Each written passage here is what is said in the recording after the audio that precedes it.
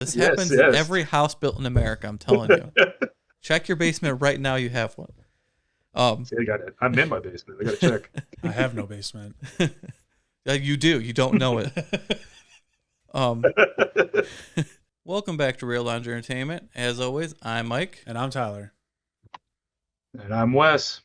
Yes. Back. It's been a little time since we did this. We had some vacations, some long work hours, but we're back with a new pod. And today we are doing Texas Chainsaw Massacre 2003. We are officially in spooky season. Halloween's just around the corner. Yes. Favorite season. So I think we're going to be doing lots of horror stuff in these next couple of weeks. What about you guys? Feel the same way? Yes. Love it. Oh, yeah. Absolutely. All right. As I said, we're doing Texas Chainsaw Massacre from 2003. This movie is obviously rated R. Has a runtime of 1 hour 38 minutes. A budget of $9.5 million. A global box office of $107 million. So very successful. Ooh. Yeah. That's a big boy. And especially at the time. And 37% Rotten Tomatoes because critics did not like this movie at all. I was going to say, I feel like it should be a little bit higher, but I can understand why it'd be rated Yeah, low. you know how I feel about Rotten Tomatoes. It means nothing to me, but I still like bringing up the number because I like to say how it's wrong almost every single time. Except for War of the Worlds. Oh, yeah, that one they got right. Oh, everyone was universally on that one. Did you watch that one? Oh, yeah. No, I didn't. I didn't end up watching it, but I did watch your guys' coverage of it, and it made me definitely never want to pick it up. Yeah, don't click on it. I dare you to watch it. I won't. No, I don't know. I don't know if I want to. One day you'll have to watch it, but Yeah, we'll see. this one is directed by Marcus Nispel, who did Friday 13th, the remake in 2009, which is my favorite Friday 13th movie. Mm-hmm. He also did like Pathfinder and Conan, so he's got a very dark palette. Yeah. The main character in this is Aaron. I wrote Eric. Eric. Aaron. And it's played by Jessica Biel. Gonna tell you right now, right off the top of this pod right here, Jessica Biel is the positive of this film. Oh, That's yeah, all I need to say. 100%. Jessica Biel. Yep. That's it. The other one I'm gonna say, we got Sheriff Hoyt, played by R. Lee Ermey, who steals the show in this movie and is great in everything. So shout out to him. May he rest in peace. And then the other one I'm going to mention is the guy who plays Leatherface. We have two people. We had the first one, which was Brett Wagner, and then the second one was Andrew Bernarski. I don't know if I'm pronouncing that right, but that's what I heard when I heard an interview, so we're going with that. We'll get in this later, but those are the only real names I'm going to really, I think, shout out for this. Mm-hmm. I mean, there's Mike Vogel, too. He's been in some other stuff. Yeah. All right. So, Texas Chainsaw Massacre. How do you guys feel about this franchise as a whole? Have you seen many of the movies? Do you like them? How do you feel? Wes, you can go ahead if you want. Yeah, I've seen a majority of them, not all of them. I will say the first one holds a special place in my heart because it was actually my first horror movie I've ever seen. My my sister actually forced me to watch it when she was babysitting me. It was actually pretty traumatizing because I was pretty young, but it scared the shit out of me. But out of that circumstance, I fell in love with horror films. So that was like the beginning of my love for horror films. But after that, all the sequels to me they kind of fall off. This one that we're talking about today is one of my other favorite ones. But other than that, the franchise as a whole, it doesn't really do much for me anymore, or it never really did, to be honest with you. Right. Yeah. I've definitely seen the majority of these. Haven't seen like a few of them, but I rewatched the original one today, and I actually liked that a lot more than what I remember. But out of the ones that I can truly, think of off the top of my head, this one I think is probably the best out of all of them. But my favorite is the 3D one, because I think that one was one of my first rated R movies. So that one definitely has a place in my heart. Yeah, for sure. For me, that movie was Scream for me, where I was like by myself with my friend. So that's the one that traumatized me, that made me love horror. But as far as Texas goes, the first one is a masterpiece. It's a perfect horror movie. but it's not one that I go to rewatch very often in the series. This series more than most of these like main series has very like high mountains and deep valleys. It's not consistent whatsoever. Like yeah, for sure. this movie, I was obsessed with this one when it came out. Saw it multiple times in theaters. It's my favorite in the series. I love the second and third one too. And then anything after that, the 3D one was okay. That Netflix one was garbage. I was just watching this right before we recorded, but I didn't finish it. But has good scenes and it has horrible scenes. Yeah, the mask itself is just horrible. Yeah. I think the only one I haven't seen is Leatherface from like 2017 or whatever that was. I think that's the only one. So, but overall, I like Leatherface the character probably more than I like the series itself. Correct. Very iconic character, obviously, and the first one kind of started the whole slasher craze that led us into the later 70 films and then into the 80s. So it's a very important film.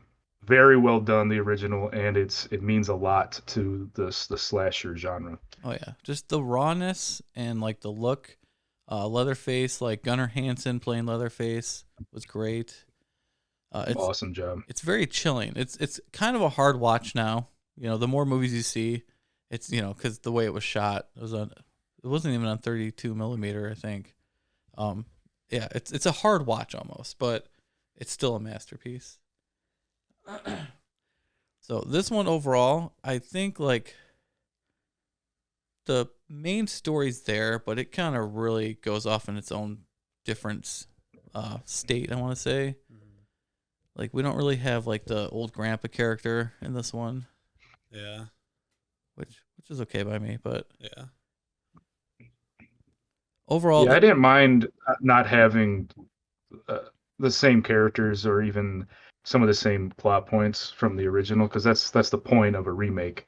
You want to kind of use that to bait people into thinking they know what's about to happen and then just switch it up on them, which he did, I think, a pretty good job in that respect with this film. But there's parts of the plot itself that just felt like it was lacking to me in this movie. Yeah, the plot this is like a typical, A to B to C type of movie where it follows like the rules of the horror films, especially like early 2000s. But like the look of it in general is pretty good. I love the look of Leatherface. I don't know how about you guys feel about it, but I love the look of him in this one. We've had a very weird, like his look has changed so much in every single film. Yeah, it's never been consistent. And take away the first one, and this is probably my favorite look of Leatherface. Oh yeah, for sure. Yeah, I definitely agree with you on that one. He just obviously the original, that Leatherface, he was something different than this one. They feel like two different characters themselves, as what they were a part of the families, and you can tell that goes into how they look as well. Like this one looks more brutal, more menacing. Like he does this, he kills for fun. Like he kills because he wants to. Yeah, he's more of a and force then in the in original, yes, exactly, and almost like how Jason is in the Friday the 13th remake. I know you guys talked about that before. He's just this force of nature. In the original, he was just more of like a cog in the overall machine. He was a person that they would use, and he would do their bidding for them. Just don't Whereas this talk one about was the more second like, one when it comes to Leatherface. I'm gonna do it because that guy no, I won't. is a completely different person. Hey, I love Oh yeah. I love the horny teenage Leatherface in number 2. Oh my god. So weird. The first one is more of like just the character's driven by his like mental status. We get more of like a deep dive. Like when you look into it, it's just like you can tell that he's got mental issues. In this one, it's like a guy who likes to kill. Yeah. Yep. Which I don't mind that. I like it actually. Right. I like to have the main villain be this unstoppable force, and there's nothing really that you can do to get to him to kind of make him stop, which I like that a lot. He was he was a force of nature. Yeah, also sometimes with horror movies you kind of want to root for the bad guy at sometimes, but you also kind of want to root for, the good people in the movie. So in this one, Yeah, obviously you're rooting for Jessica Biel because why are you not? Damn But, right, I'm rooting for Jessica Biel. That's right. but yeah, Hey, and yeah, that's a good point actually, because I feel like was it Rob Zombie's Michael Myers that he really tried to get into like the sympathy and empathy of the character. I forget, it might have been that one, it might have been a different one, yeah. but I mean, a they little bit kind of of that teetered one. with that here a little bit in this one, and they just gave you enough to be like, oh, that that kind of sucks, but still, like, I'm not going to root for you. Like, I Right. don't care what happens to you. Well, Yeah. they gave us a little bit like where he takes his mask off, which big mistake. That's gonna You be in the see negatives the for face, sure. yeah, And we see his like yeah, face yeah. is like he's probably got some sort of like flesh eating disease I said he or looked something. like Voldemort earlier. Yeah, he said he looked like Voldemort from Harry Yeah. Potter. And He does. and I don't need that at all in this movie. You have to keep the mask on. Yeah, You can have him change masks agree. for different emotions, but you gotta keep the mask on. yeah, Or yeah, just show him taking off the mask, but from behind. correct. We Yep. don't need to see the face, because that just takes the veil off of the whole thing. Like, I hated when Jason got his mask knocked off in different movies. I don't want to know what's underneath Right. Unless it's no, there's no unless. I want the mask on. I want to imagine what's behind the mask. I don't want to be told what's behind the mask. There's like when they did Final Cut for Jason, they kind of knocked the mask off in there, and it works for that one because it was supposed to, I say this with quotation marks, Sure. supposed to be the last one, but after yeah. that it got taken off like every movie, and he looks different every movie. But Yeah, now every single movie. yeah, now I got this one, and this one we have a bunch of different family members, or like I don't even know if everyone's related, but it's like kind of like the whole town Yeah, of Yeah. like 8 people, kind of together. And then our main group, we have 1, 2, 3, 4, 5 characters, and they're coming from Mexico in a van, and they're heading through to go to a concert, and they have some weed in the car because he's gonna Leonard Skinner. yeah, Leonard Skinner tickets. So damn right, Leonard Skinner. Hell yeah. And then they get stuck in this town. They pick up a hitchhiker, which it's never a good idea. bad idea. She shoots herself. Horrible. Yeah, she shoots herself in the car, and they got to call the sheriff. And this is when these characters are introduced to all these townspeople and how, just like, even if they're not killers, these are horrible townspeople. It's like the worst town to be stuck in. You have the old lady in the store. This awful store, by the way, like the worst looking establishment ever. That toilet was disgusting. Oh yeah, well there's also like It was so gross. the rotting meat and everything. With the flies Yes, everywhere. Yeah. the flies. Yes. Look at Yeah, this, yeah, look at yeah. this town. How many people actually stop in this town? Do they actually need a store? That is true. Yeah, just to talk on the townspeople for a second. I thought there was just too many of the side characters that were of no consequence, really. That they were just in there to be in there. Like, when we get later into the film, we'll talk about like the trailer scene and all that. But Right. I didn't like that aspect of it. There was too many people.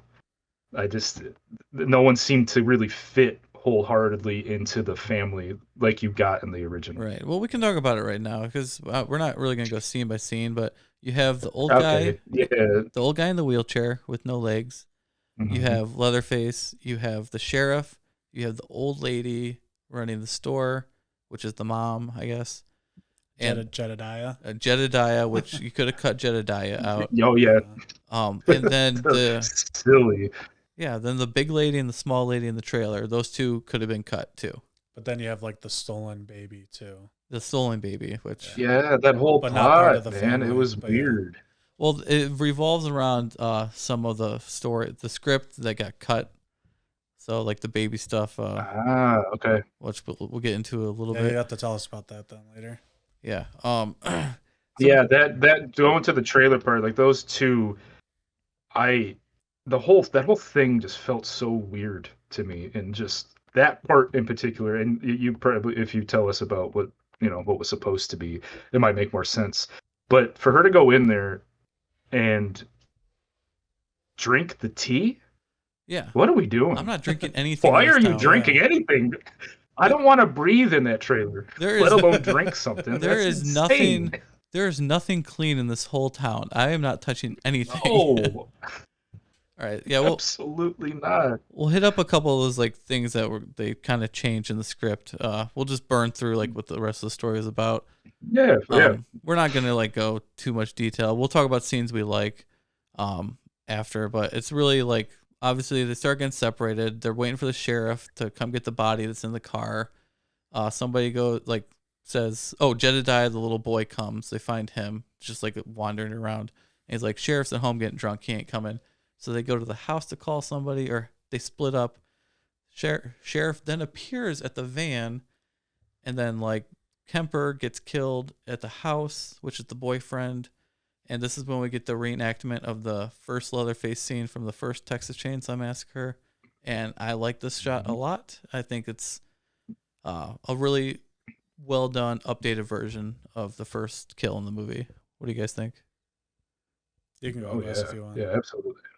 Yeah, I think that might be one of my favorite scenes in this movie because of how well it paid homage to the first one, and so in such a modern way for the time. It was jarring. It was cool. The sound design was awesome with the that cartoon with the eardrum drumming, and it got louder and louder. Yeah, and I think it was. I think that was in the original scene, the original movie, wasn't it? I think there was a TV, but wasn't he walking?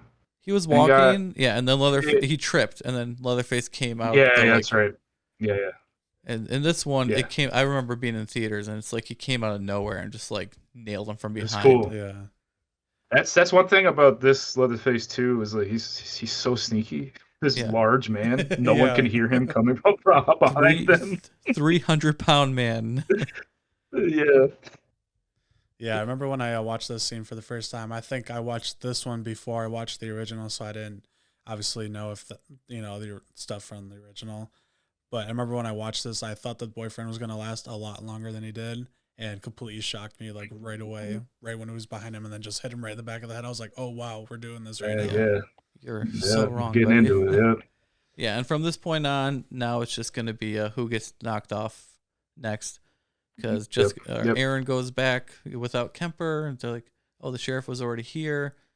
Kemper's not coming back," so she goes back with Andy, and now we got Andy going against Leatherface. He gets his leg cut off, dragged down to the basement, put on the classic hook scene, which brutal scene. Oh God.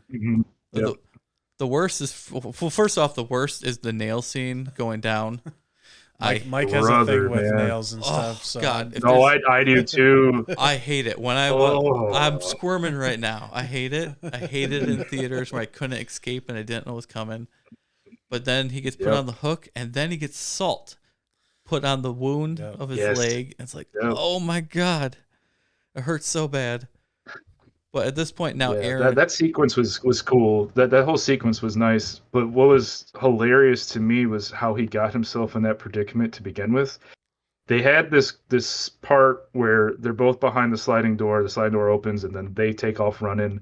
He trips, I think, over something. I forget what it was. But then the old guy in the wheelchair gets his weapon. They tussle around, and then he's fighting with Leatherface. Gets up and then runs out.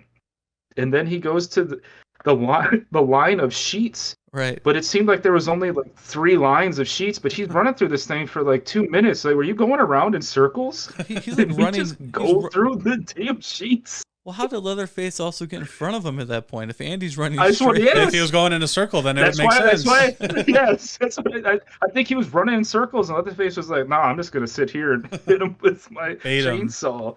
Like that was. Got his ass. Yeah, that was funny. But yeah, that sequence down in the basement, starting with the nails, is. Oof. What I do like about the Andy character in this scene, though, is like they like go to the house. He's got a weapon with him, and they're like looking in the house. No excuses. He fights back. Like it's not just some weak character. He just happened to lose. But like they actually made most of his character, like some of these characters, pretty darn smart in this one. Yep. So then. Except for running around in circles. He's doing his laundry. Leave him alone. That's right. Yeah. So then at the same time this is going on, the sheriff goes back to the van, says you've been smoking weed or whatever. beats up Morgan and takes him away with him after like a whole bunch of scenes that we're not going into too much detail because they're pretty gruesome. But so now now we just have, we got just Pepper. Oh wait, no, Jessica Biel goes back, and then the sheriff comes, takes Morgan away. So now we just got the two girls left, and like they try to drive off in the car, and the wheels fall off for some reason. Yeah, I don't know about This, that. Yeah, it makes no sense. I don't understand why the wheels fell off. And then out of nowhere, right after that happens, Leatherface is right there, and scene was awesome. Comes out of nowhere, and then like Pepper runs, and like he's on like the top. Pepper runs, and he gets Pepper. Actually, we have an actual chainsaw death in the Texas Chainsaw Massacre because it actually doesn't happen too often. Mm-hmm. And then like a slow-mo shot, which is a beautiful shot. One of the good scenes. Yep. Like she was wearing this puffy coat, so it kind of pushed like all this cotton or feathers in the air, so it looks like it's snowing. That's cool. Yeah. He turns around and he's got her boyfriend's face on, and it looks so much like him. Like it was crazy. It's so good. Yeah. It's so good. That shot alone is like amazing. It is. My only issue, I got a couple with this scene. Pepper, again, for some reason, when they're running away from him, they just don't have good instincts. Because she looked like a complete jackass trying to run away from this guy. I don't know what she was doing. I feel like she could have been further down by the time he got to her. But also, why isn't my girl Erin getting out of the van and running away? There's nothing you can do anymore. There is not a thing you can do for Pepper. You need to get out of there. You need to go. First but off, she didn't. She wanted to sit there and stay and look at his face. First off, that's my girl Erin, not yours. Yes. Sorry. And that's really the only thing I had to say about that. Good defense. Never again, Mike. Never again. So then at this point we have Andy, who's in the basement alive still. Yeah. Yeah, and on then the hook. Yep. Aaron left, and that's it, right? That's all. Oh, we have Morgan too. But yeah. Oh, Morgan's still kicking. Yeah, Morgan's in the car with the sheriff being taken back to the house as well. This is when she goes to the trailer, right? Yes. Yeah, this is when she goes to the trailer, meets the... No. Yes. Yeah. Yep. Yep. Yeah, that's right. Big lady, small lady, drinks the tea in a dirty teacup, I'm sure. Wakes up, So gross. and then she's just like in the living room, and where all the family, like the whole town's in there. The old lady that was mean to them at the beginning, she's ironing the sheriff's pants, and then we get, there's nothing wrong with us from the sheriff. Yeah. Yeah. Which is cool. That part I appreciated. That seemed more like the family that we knew from the original in their own way, which is cool. And then she's like yelling at Jedediah from outside and keeping him outside with the Grandma, dogs let and me stuff. in. Yeah, we were just talking about this before. Grandma, let me in. You stay out there. But here's the thing that doesn't make sense. Then, like, the basement is Leatherface's workshop where he got like his hatchets and all of his weapons and stuff. Yeah, He throws her down treasures. the stairs and then closes the door. Yes. What was that about? I don't know. Even in the original, when she wakes up at the table, she's tied down to the chair, so she can't get away. So it makes no sense. Why would you throw her down and then you're surprised when she like gets a weapon? But either way, this is. But then also there's a tunnel to get away and escape. So what's the point of just so conveniently there too? Exactly. With awesome lighting of lines, you guys. God, this happens in every house built in America. I'm telling you. Check your basement right now. You have one. See, I got it. I'm in my basement. I got to check. I have no basement. You do. You don't know it. So Andy's laying there on a hook, with one leg. Just the worst. He had it the worst in this movie for sure. Oh yeah. And he's like poor guy. just playing the piano with his toes and asks Erin to finish him off. And she picks up a knife and eventually says yes. And here's the big mistake. She stabs him basically in the stomach. I don't know if it's supposed to look like the heart or not, but I've watched multiple times. It's definitely the stomach. You have just made poor Andy suffer even more. Something more. He's probably still alive down there. Yeah, he's probably still there.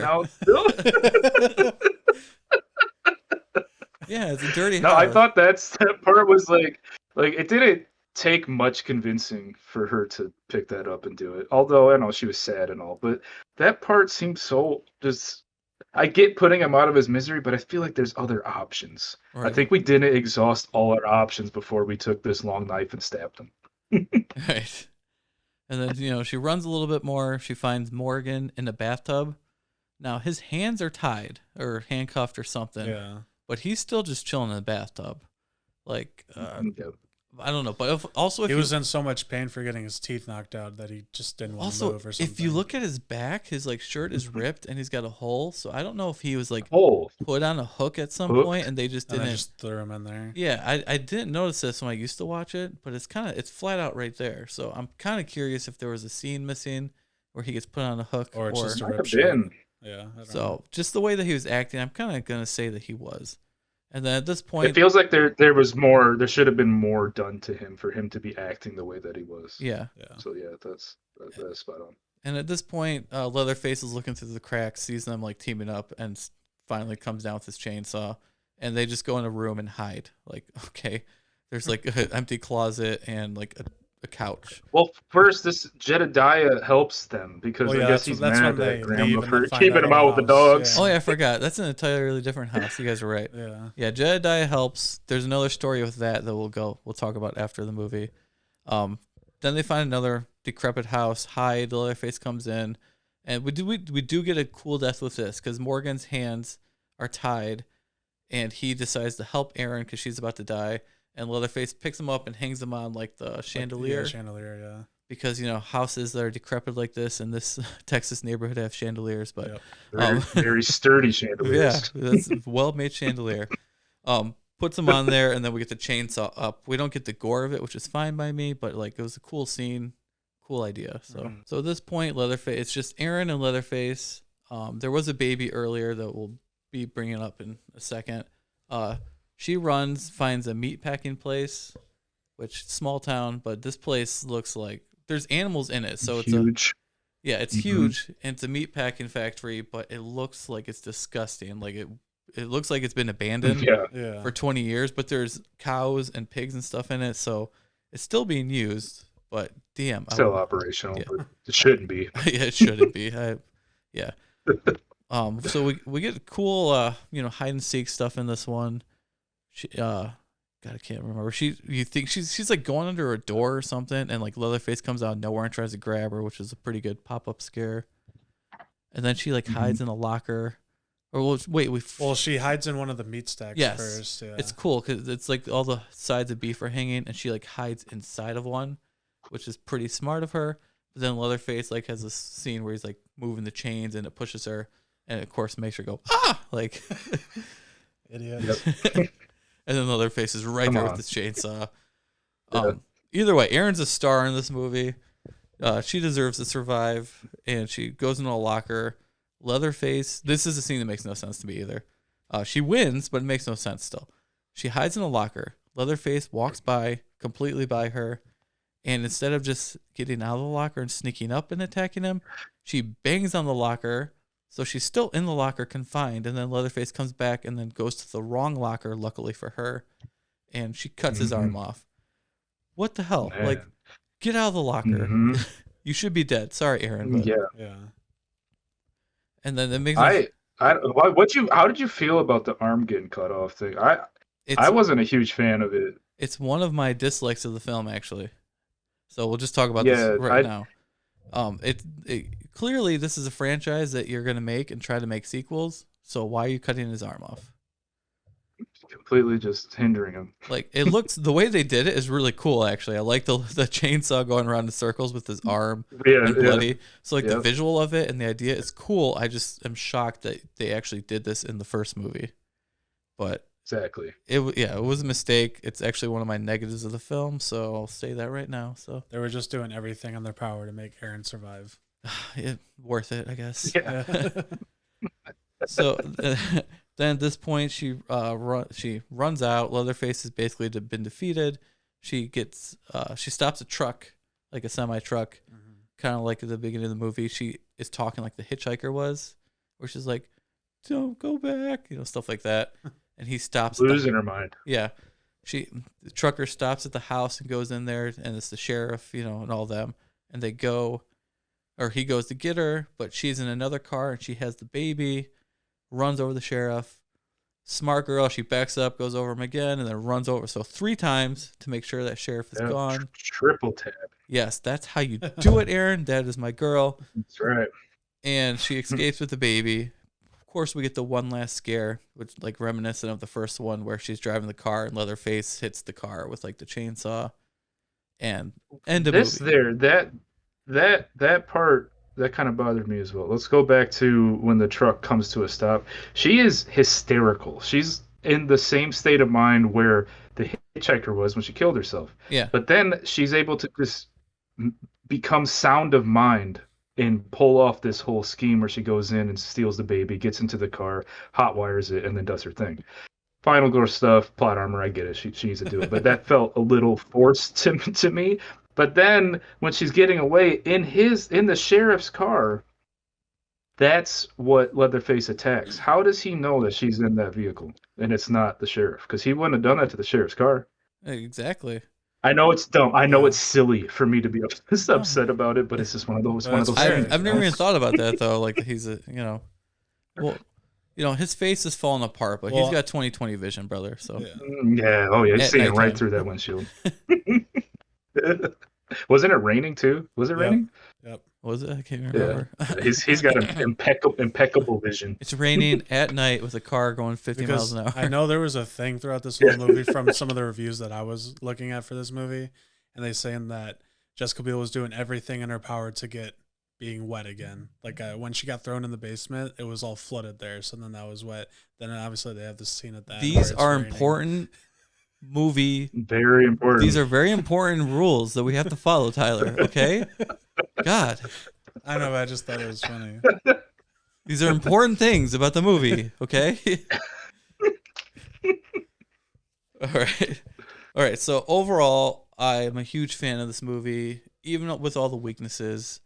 It's like a time capsule of early 2000s horror, but it's also one of the best examples to me of a remake done well. So I think you guys probably agree. I mean, I can get on board with that idea. Back to what I said about them taking what you knew about the original and twisting it. So you're always kind of on edge. You're like, oh, this is when this is supposed to happen, but then this happened. Like, that's cool. But there are just things. Again, the plot almost felt non-existent to me. It just felt like they were trying to get as much shock value out of the scenes as they could. Which I enjoy that too sometimes, I like to turn my brain off and just watch a movie. But I feel like there could have been more to the plot. And maybe there was at a point, like you were alluding to before, maybe there was a more coherent script that would have gave us more of a story throughout. But at the end of the day, I think it is still one of the better remakes out there for horror. Well, I guess I don't know if it's gonna be more coherent or not. But some of the stuff that was in the original screenplay that kind of got edited out, I don't even think they filmed some of it. We had 2 main plots going on, and that is Jessica Biel's character was actually supposed to be pregnant. And that's why at the beginning of the movie, when they said they were in Mexico, she's like, you didn't drink the water, you didn't smoke the weed or drink the tequila. She was supposed to be pregnant, but they completely cut that out of the movie. And another one was with the Jedediah character. He was supposed to help a little bit more in this movie and be a little bit of a bigger character. And when he helps Morgan and Aaron escape at the end, Leatherface was supposed to kill him, but they took that out because they thought it'd be too brutal. So I'm glad that they had it how it was. I wouldn't have been a fan if they killed Jedediah like that, but it felt like he was more of a character that has done bad things to the family and just, slap on the wrist type stuff. I felt like if they would have done that, it wouldn't have felt right. It wouldn't have felt like that's something they would have done to him to kill him. Yeah, so there's just a couple of things that they kind of changed around. Let's see, we already talked about comparing it to the original. Loosely talked about the look of Leatherface. I really like the mask. When Leatherface is moving around the movie, he looks sweet. If you look at stills of him, the costume's a little weak, but when he's moving around, you can't really tell, actually. Mm-hmm. Yeah, they do a lot of close-up shots too to hone in heavy on the action. which definitely helps with the horror. And when you have a guy running around in circles around some sheets, makes it feel like there's a ton of sheets. Yeah, for a place where these people don't clean anything, why do they Yeah, have so that's much funny. laundry hanging anyways? But Seriously, Maybe they insane. were like, "Oh, we should probably start cleaning now, for some weird reason. all right, at this point, we said the critics hated this movie, but I did want to bring up one critic in particular, and that is Roger Ebert, one of the famous movie critics of all time, half of Siskel and Ebert. He gave this movie a 0 out of 4, and I got something lined up of what he said. This first paragraph of like his review is pretty brutal of this, so I'm just gonna read it and see if you guys think he's being fair or just like a little too much. He said the new version. Well, my stupid phone. 1 second. There we go. The new version of Texas Chainsaw Massacre is contemptible film, vile, ugly, and brutal. There is not a shred of a reason to see it. Those who defend it will have to dance through mental hoops of their own devising to find in its meanness and despair a style or vision, or a commentary on our world. It is not a commentary on anything except the marriage of slick technology and the materials of a geek show. So, do you think that's fair? You know, a little harsh there, but I know that this doesn't have, you know, similar views on movies as other people do. Oh, him and Siskel, they hated horror movies. I mean, if it was a good one like Halloween or Exorcist or something, they'd praise, you know, the classics, but any sequel or flat out horror they hated. But even for them, I think what is that? That's harsh. That is really harsh. So harsh. How do you not even give it like a 0.5? I mean, Yeah. Yeah, it's something. I have seen way worse. I understand not liking the plot and whatnot because Right. of the things that I've just said, but the zeros, that's heavy. Yeah. All right, so that about does it on the critics and their stupid opinion of this movie. No good opinions. Then for me, I remember when this movie came out, seeing the trailer in theaters, and the first trailer to me is almost a masterpiece. I love trailers almost as much as I love movies. You know, sometimes a bad movie has a great trailer, and sometimes a great movie has a bad trailer type of thing. But for this one, I was so pumped up for this movie, and I remember seeing it in theaters, the trailer, and there's a point in the trailer where it goes black, and like you just hear the noises and the chainsaw, and it's like, oh my god! Originally, they wanted the whole trailer to be in black, and you just hear stuff, but they wouldn't get that approved to like show in theaters.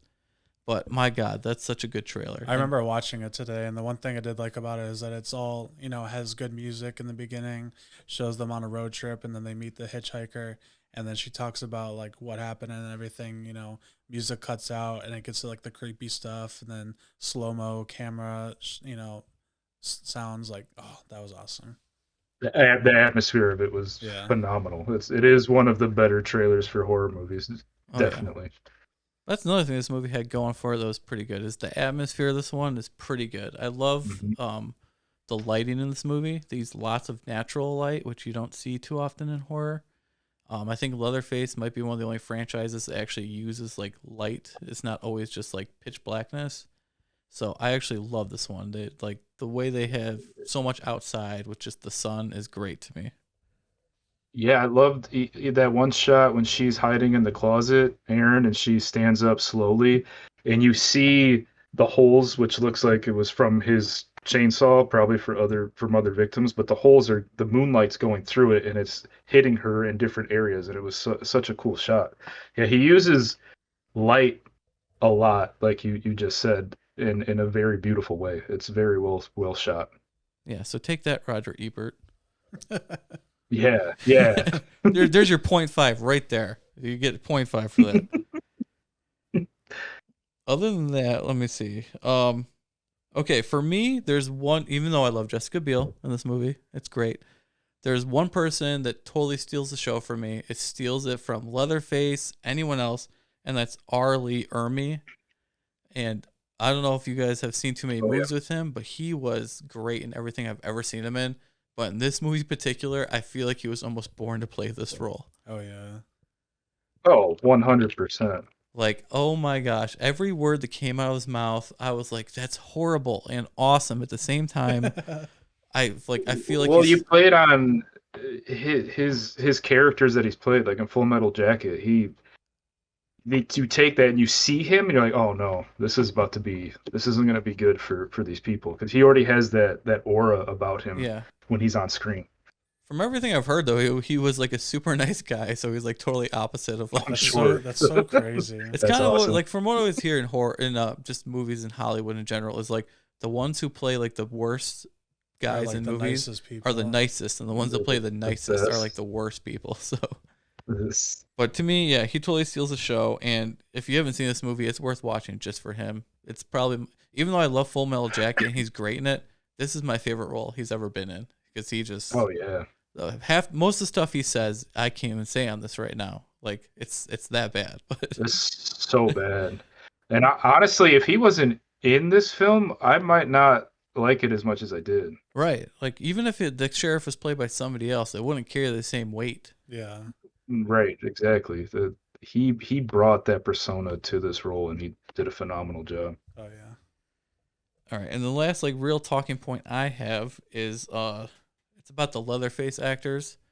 For any of you who don't know, that originally Leatherface was supposed to be played by an actor named Brett Wagner, actor or stuntman or whatever.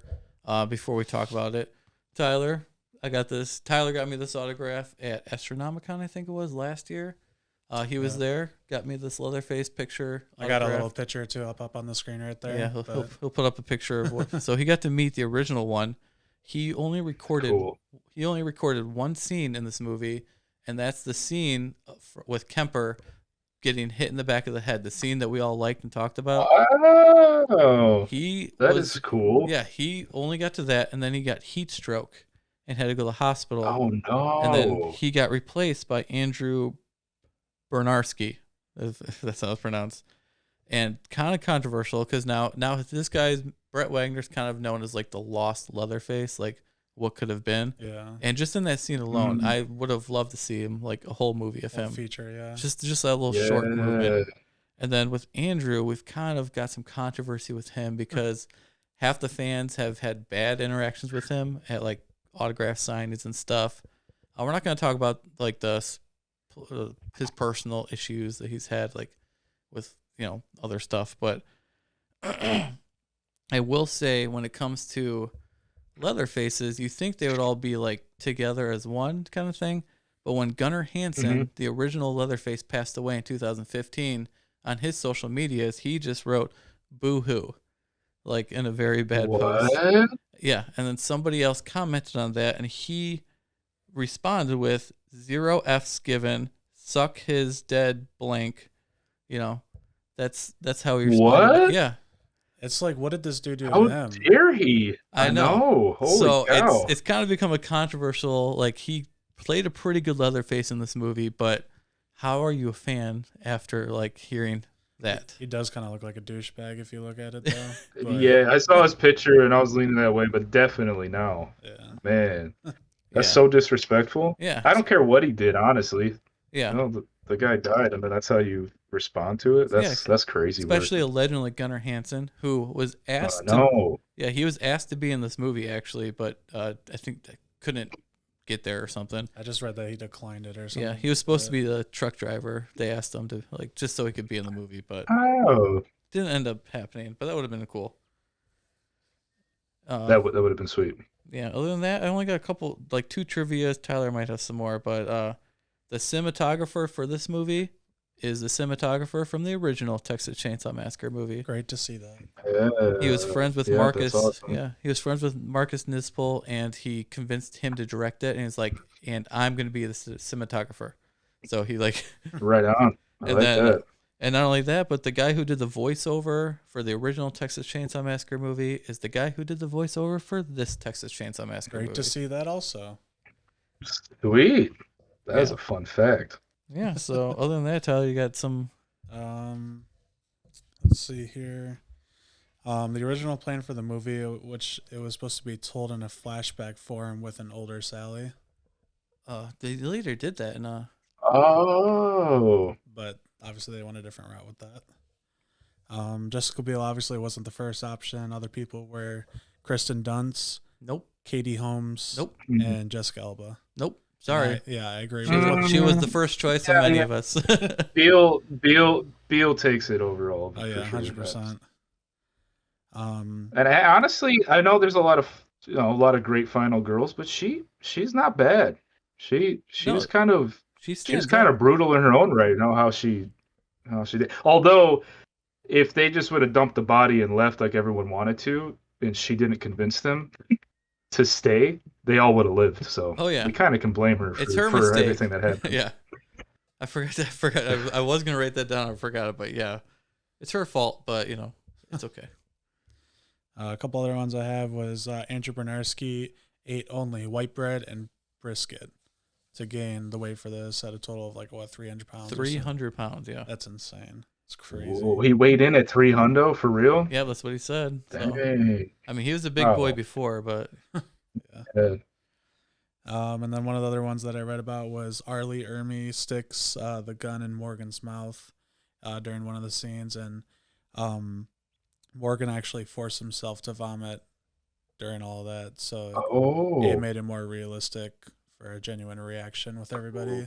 Gross. Yeah. Sick. that's Insane. a little bit of overacting, but okay. Yeah. Yeah. But I mean, there's probably definitely more out there. I just wrote down a few. Well, there's the famous shot through the head of the that hitchhiker. was one of my favorite camera Oh, yeah. scenes from this movie. That's one of my favorites in like They- any horror. They used the scope the scope camera that they use for like going through down your throat or whatever. That's the camera they used to pull that shot off. Like what? That is Nice. wild. Yeah, that's crazy. It was So done cool. so A well. lot of- So, like the seeing everyone scream and the camera pulling back and then the head Yeah. falling down. Like, it was great. Definitely ahead of its time on that one. Phenomenal. All right, so yeah, my positives I already kind of went through them. First positive, Jessica Biel.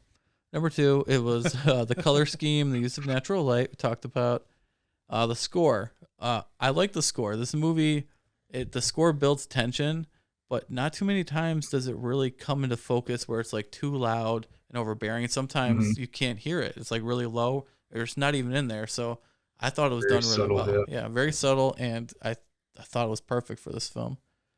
And then of course the great look of Leatherface and the intro of him.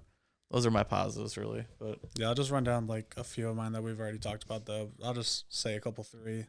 Obviously, number 1, I really like within the whole franchise of the creepy classic camera, screenshotting sound. oh yeah, It's awesome. Obviously, we just talked about it, but the camera scene, I think it was just done so well, and it was awesome just seeing everybody shocked, panning out, and everything. That was awesome. And then I think obviously the other scene I like is seeing Kemper's face on Leatherface when Jessica Biel's looking at him. Like that's just so creepy, seeing the face of someone like obviously that you loved, but now it's not good. Oh yeah. So those are just my that would quick mess 3. you up. Yeah. You got any positives we didn't cover, Wes? Or Yeah, I liked how they paid homage to the original in a more unique way, not just outright copying scene verbatim, but again, like I said, just switching it up to play on what and then pulling the rug out from underneath you and doing something different. right? I also like that they didn't have the dinner scene in this. Not only did I read that dinner scene in the original was one of the most brutal things to actually film. It was so hard. That whole movie in itself was atrocious to film. Apparently, it was very bad. But I'm just glad they went away from the whole family dinner scene with Grandpa. I'm glad that was taken out of this one, and they ended it differently. And then the other, like you guys covered everything already. Atmosphere for me was the biggest part of this film that I enjoyed the most. The coloring, the shots, the lighting, all of it, and the sound design as well. Yeah, very good remake for sure. All right. So on negatives, we already covered, talked about stuff. The nail scene, the unmasking scene, the decision to cut off his arm. For me, I haven't watched this movie in probably like 8 years. I used to watch it all the time. But now, like, my eyes gotten a little tighter and stuff. I look at more tech side of stuff. And for me, this is the first time I'm watching, and the editing in this movie is so jumping back and forth. Like, they'll stay with the scene for 20 seconds and then jump back to the other scene for 20 seconds and jump back. Like, there's only two scenes going on at the same time, and they're jumping back way too quick. And just stick with this for like 2 minutes, 3 minutes, and then go back. So that alone, like, really became like it was driving me nuts watching this movie, and that alone, like, kind of took this movie down like a half star almost from what I had in my mind. Yeah. So that's my only real negative. That's like a big one. The only negative I really have a gripe about this movie is that after I watched this movie, I felt sweaty and dirty watching Yes. it. Just because everybody's sweating like the whole movie, and it just. That's almost a positive. They did such a good job at making you feel like hot and dirty in this movie. That was like my only. The shower afterwards. Yeah. Right. And I have a couple to go over, and I already talked about it a little bit early on, and it's the plot.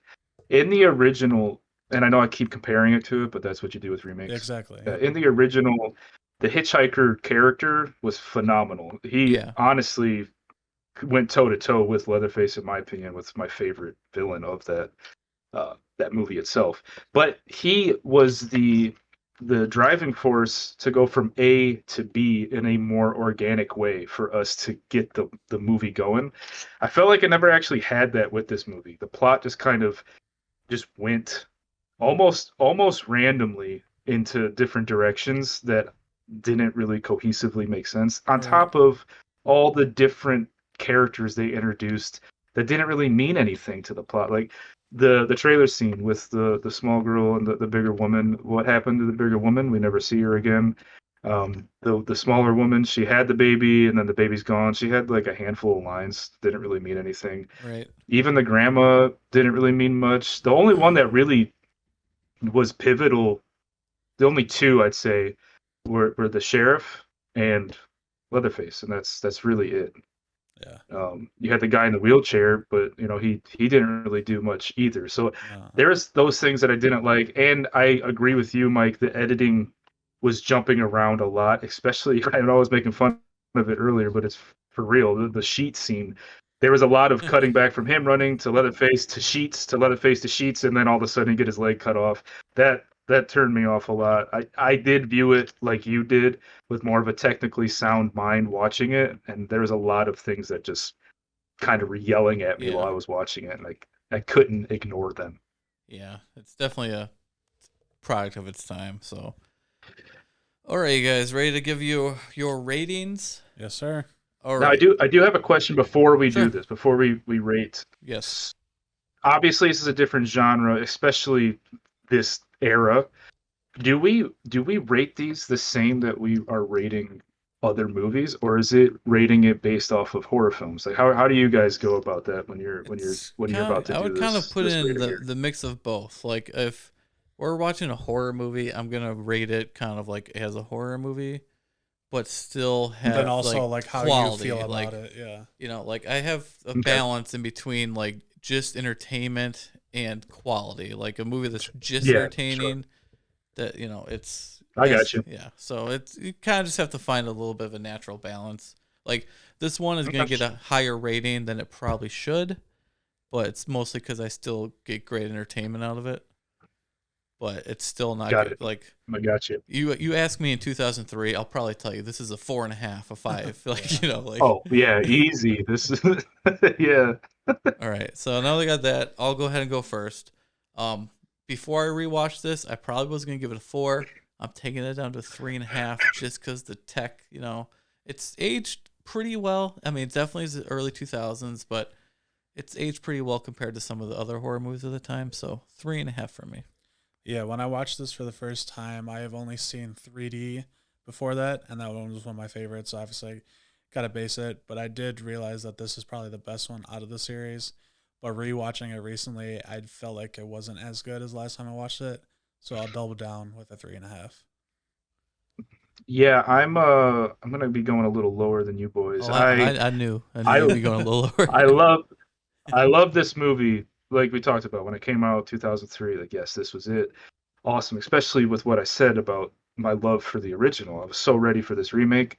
Absolutely loved it. But now rewatching it, I saw all these things and to the point where it was too much for me to ignore. So I have to give this sadly a 2.5.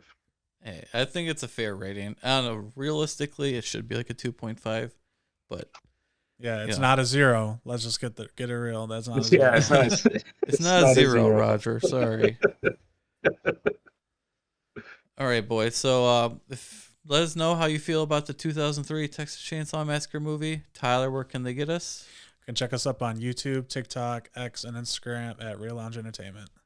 And stick around because we plan on doing a lot more horror stuff this spooky season, whether it be pods about movies or maybe some rankings or some little reviews of some smaller horror movies. But just check us out, and thanks for watching. As always, I'm Mike.